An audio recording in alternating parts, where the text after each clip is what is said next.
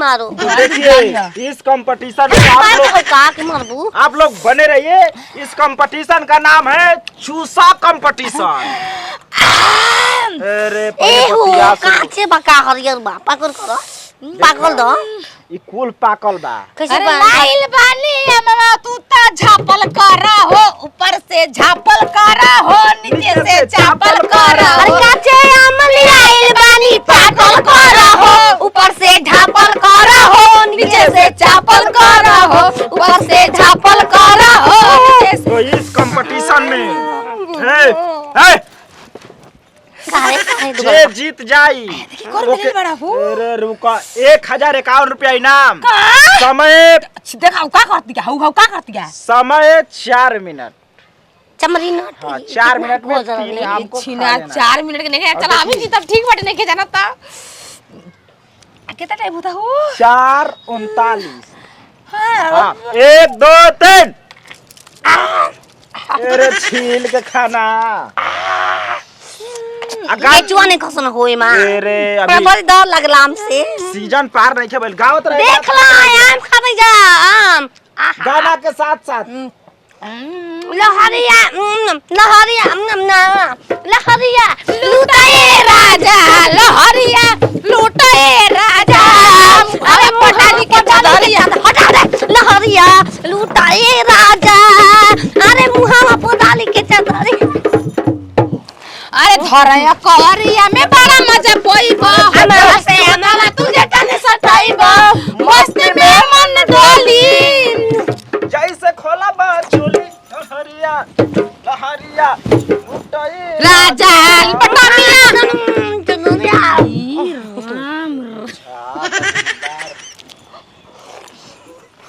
हाँ तो देखला हे तो खाजरा सलिया मो तो थोन खाजरा केहू तर काई ठिलियो घोट घलबू मैं ठिली नहीं ए है का हो ओहो चाटे के बा बिना चटले नहीं के बता रे मोर टेम्पू के ड्राइवर झटका मारे ला सखी बता रे मोरा टेम्पू के ड्राइवर।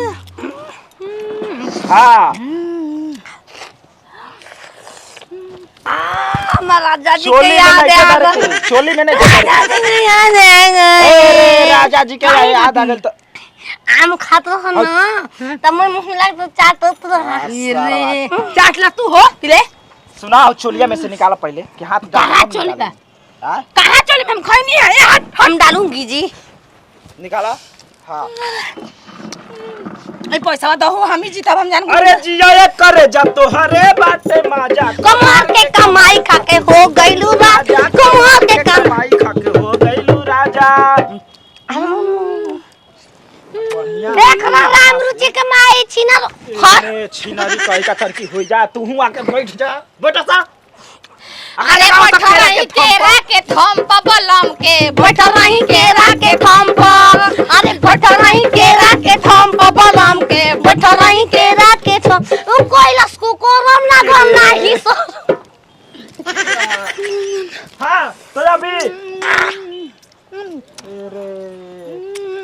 कि माजा मारे हमारा संगे चल आम के बगानी में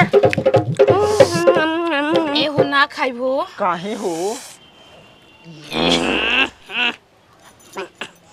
ए बाकी हम खाएंगे तुम आम खइला से ना दूध बढ़ेला छिनार कहले खा। तो आगे चल रही है लुल्ली लुल्ली देवी और पीछे है लल झारू। के है जे के हाल लुल्ली आ तू लल झारू। हाँ तो अबे आगे निकल हां खुशी भी ला तक लेना मोल में तो हमको ऐसा लगता है कि लुल्ली 2 वोट से आगे निकल रही है और लल झारू फंस चुकी है।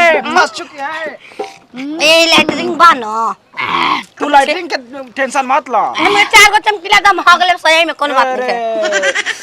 किया जाएगा हगने के लिए आप खाइए खाइए।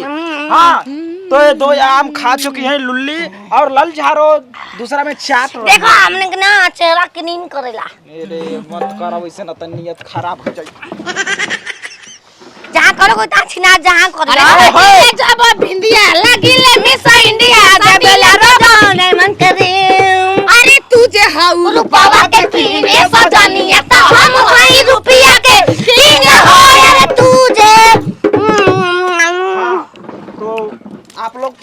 इधर उधर हो। हाँ तो ये लास्ट सीन चल रही है और देखते हैं कौन पहले रे धले जुटाई है तब देखो ना। हाँ तो ये शास्त्र चल रहा है और इसमें वो नहीं करना है। बात आती है छिनरी एगो। ले देखो हाँ तो इधर से हम देख रहे हैं ये रे तेरी बहनी का। हाँ हम एकरा के रस बना के पियब हो पियम नाम को बोले रस बना के नहीं पीना है उसको खाना है और इडली को चूसना है दम भर। हम पियेंगे ना जी कैसो भी खाइए कैसो भी खाइए। हाँ जीत होना चाहिए।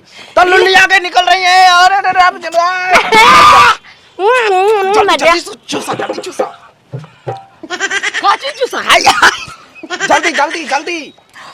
हाँ तो ओ ना को तो जीत कहां बा तो जीत चुकी है इस कंपटीशन का। पैसा दो पैसा दो हमार निक लगता है। तू खाली चटले भर से सारा बा। हम खा नहीं पर मोबाइल देख दू तो इस कोनो बात हम मुंह धो ले अपन जा घरे तू दा चूसा कंपटीशन में दा चूसा कंपटीशन चूसा करबो लगा देबो पैसा दे पहले हमको बोल लेने तो जितना अरे बोले मैं खा ली रे रानी। अरे नहीं खा लेनी हमें रोक दा खा लसना कैसे खा ले हालत पहले के तू जीता देबो काहे ना ओ हो हम ले ना सुना तू चाटक धके खूब पैसे ना देबो अरे जानत नहीं खूब का करबो जरिए रूम्बा तुरंत हिसाब चला हम ना जितबन चल आओ को फॉलो मी ई छिनरी गप मार रस होना के चाब गइली फुहर कहीं का छीनम 500 हो